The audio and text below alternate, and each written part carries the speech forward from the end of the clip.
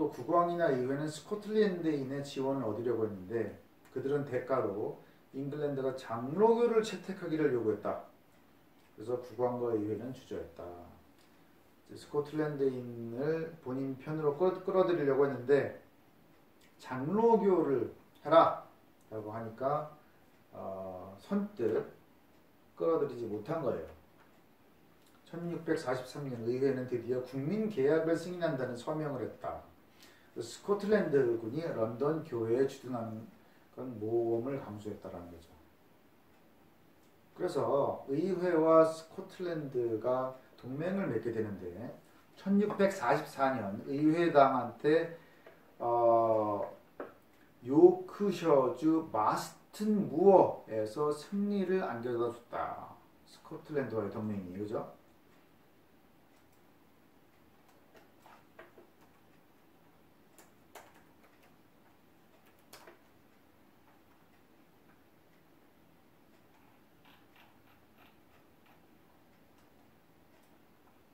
마스튼 무어에서의 승리를 가져다 줬다.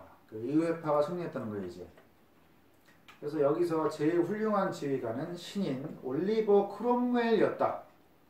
크롬웰은 경건한 청교도로 내란이 발발하자 인근 사람들을 결속해서 기병 소부대를 편성했다.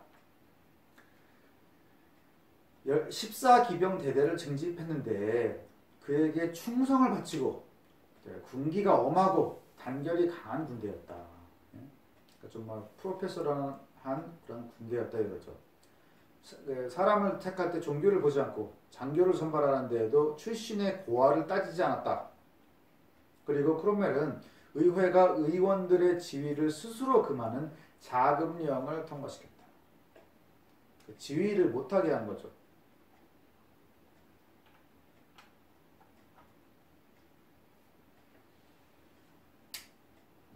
의원들이 지휘를 하면은 이게 전투가 잘 안 되거나 하니까 새로운 형식의 군대가 토머스 페어팩스형의 지휘하에 편성된다.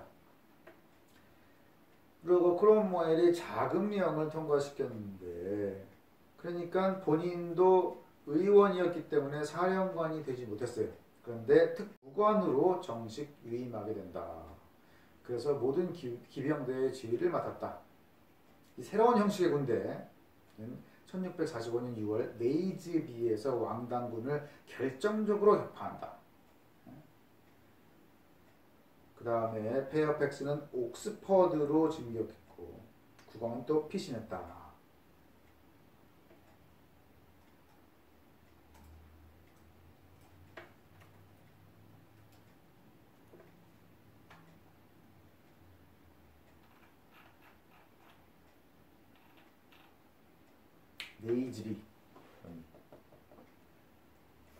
네이즈비에서 이제 승리를 거두었다는 거죠. 왕당파를 상대로. 그 다음에 옥스퍼드로 진격하고 국왕이 도망가고. 그 왕비가 서신으로 국교회를 포기하는 대가로 스코틀랜드의 지원을 받아라 라고 했는데 국왕은 거절했다. 그런데 또 최후의 순간에 마음이 변해서 스코틀랜드인한테 갔다 이거죠.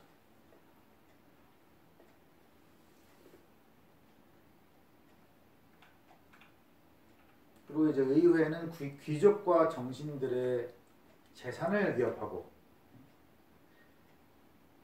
청교도 병사들의 보수 지급 중지를 주장하며 그들을 반장로파로 만들었다.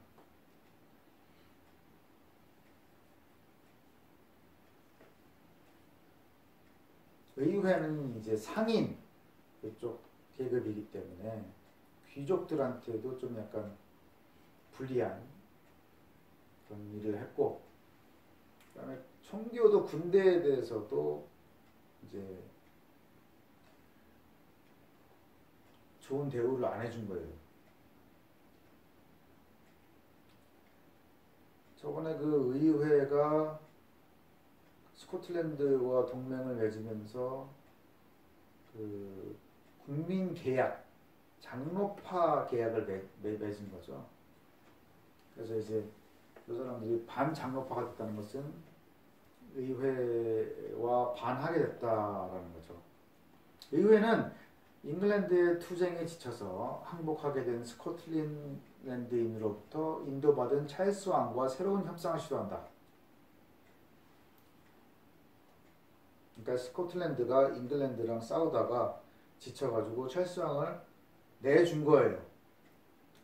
의회의 포로가 된 국왕에게 19항목의 강화 조건을 제시했으나 찰스는 거부도 생각도 안 했다. 군대의 불만은 늘어왔고, 왜요? 의회가 어떻게 하려고 그랬어? 병사들의 보수 지급 중지를 주장했다. 자, 의회는 크롬웰과 헨리 아이어턴을 포함한 4명의 대표를 불평 분자와 협상하기 위해서 파견했다. 근데 크롬웰이 이제 의회를 대표해서 갔단 말이죠. 근데 의회가 군대의 불만을 듣는 채 하면서 실은 군대를 공격하려는 계획을 꾸미고 있다는 것을 알아낸다. 그리고 이제 의회는 런던 시장을 무장시켜 장로파 민병대를 조직하고 스코틀랜드의 지원을 요청하면서 찰스 왕에게는 3년간 장로주의를 승인하면 왕위에 복귀시켜주겠다고 제안한다.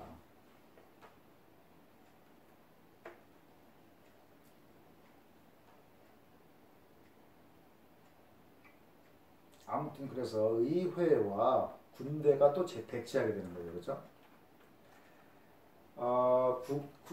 군대는 국왕을 의회에 맡길 수 없다고 생각을 하고 조이스가 휘하 기병을 거느리고 국왕의 거처인 홀든비로 가서 국왕을 데리고 뉴마켓으로 간다.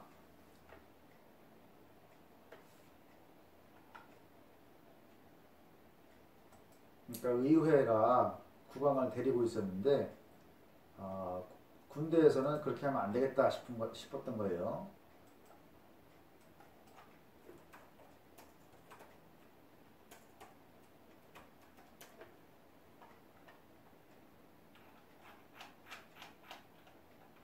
자, 홀든비에 가서 국왕을 데려다가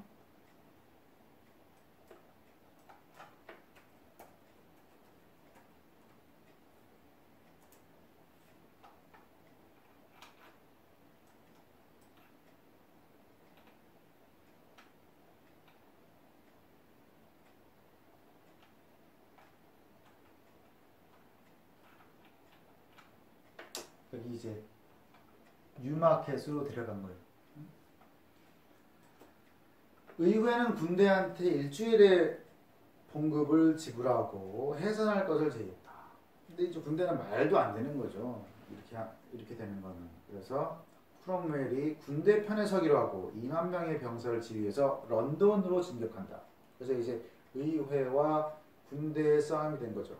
아이어턴은 군대가 부당하다고 인정하는 11명의 의회가 제명하기를 요구하는 성명서를 발표했고 의회는 거부했다.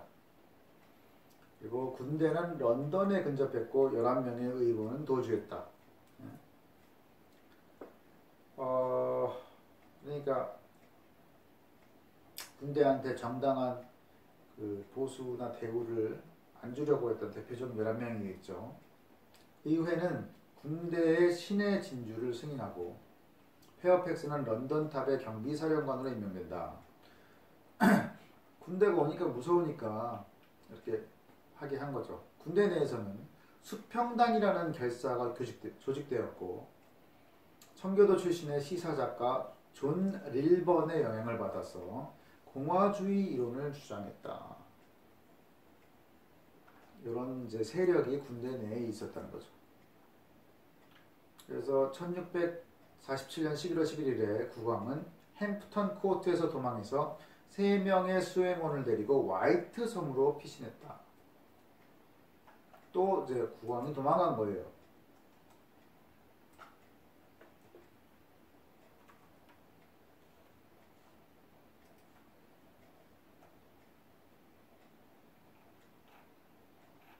화이트 섬, 영국 아래 지방 소망으로 도망갔다. 그리고 이제 국왕의 도주는 크롬웰에 대한 수평당의 불신을 초래했다. 그리고 며칠 후에 군대 내에서 폭동이 발생한다. 그리고 이제 일부 병사는 그들의 군무 속에 일본에 져서 인민의 동의를 숨기고 있었다. 그러니까 공화주의적인 내용을 담은 그런 저서를 숨기고 있었다. 그리고 이제 그런 폭동을 크롬웰이 진압을 하게 된다. 왕비에게 보내는 국왕의 서신이 검열에 걸려서 그가 또 스코틀랜드군을 잉글랜드로 끌어들이려는 책동을 하고 있다는 것이 폭로된다. 그래서 이제 의회와 군대가 단결하여 1646년에 일어난 2차 내란에서 크롬웰이 승리한다. 그래서 왕당파가 이제 또 침입을, 그러니까 스코틀랜드군을 끌어들이려고 하니까 의회와 군대가 그 분열을 대치를 하고 있다가 이제 힘을 합쳐가지고 2차 내란에서 승리했다는 거죠. 근데 독립파와 군대의 지위는 위기에 봉착했다. 그러니까 군대는 이때 뭐예요? 의회는 장로파라고 보면 되고 청교도 군대는 독립파라고 보면 돼요. 국민 대중이 그들로부터 이탈하기를 바랐다. 그리고 런던과 의회가 그들에게 적의를 품고 있었다. 그러니까 의회가 군대와 단결해서 2차 내란에서 이기기는 했지만 그들을 이용했을 뿐이지 안 좋아했다는 거죠. 국민들도 이제 그것을 싫어했고, 왜냐면 청교도 군대니까 너무 이제 좀 가혹한 그런 이제 청렴결백한 삶을 약간 강요하는 그런 부분이 있었기 때문에 싫어했던 거예요, 국민들이. 크롬웰에게는 행동이 필요했고 군대는 의회로 진격했다. 이제 군대를 이제 의회가 안 좋아하고 뭔가 이제 처단을 하려고 생각했기 때문에 이런 일을 한 거죠. 그래서 1648년 12월 6일에 프라이드 대령과 휘하 총부대가 극렬파 의원 40명을 추방했다. 그래서 의원들을 추방시켰기 때문에 이제 의회가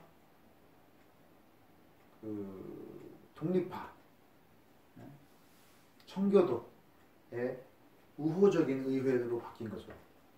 그리고 1649년 1월 20일에 국왕에 대한 재판이 시작되어서 사형이 선고된다. 국왕이 자꾸 여리 갔다 저리 갔다 하면서